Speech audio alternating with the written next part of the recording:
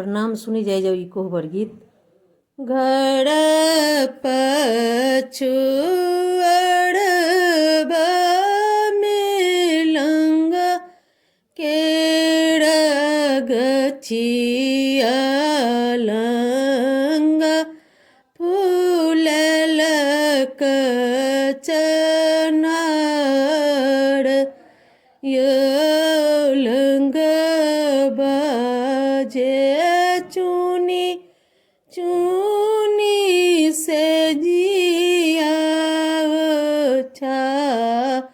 ओल से जिया उठे गम सन योही से जा सुत गेल दुल्हा दुलड़ुआ संग लागी सिया सुकु मारी घुड़ी सुतु पीड़ी सुतु सासू जी के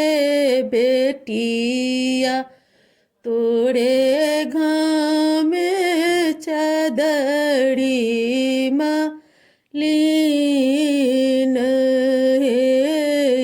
तबे बचन जाबे सुनलनी कन्या सुहाबे धायले लनहीरा के बाट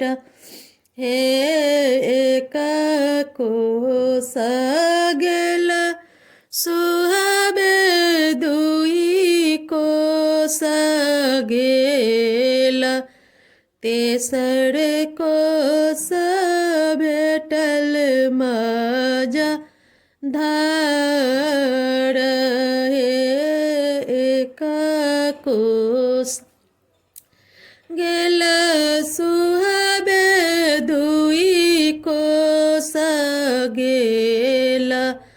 तेसर कोस भेटल मजा धार हे नैया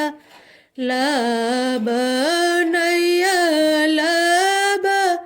भैया मलबा झटपट उतरब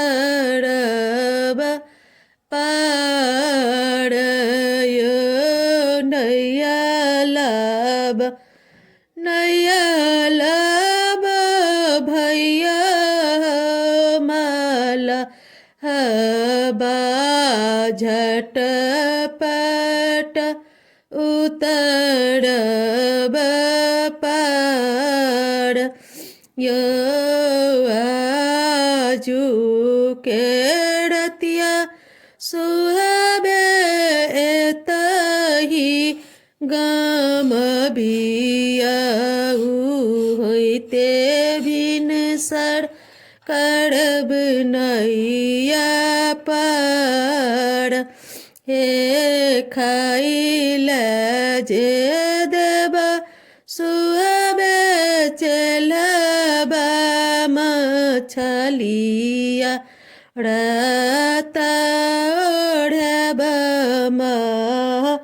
जाल हे लंग मलहा चलबा मछलिया बजर खसब जाल हे चांद सूरज सन अपन पिया तेज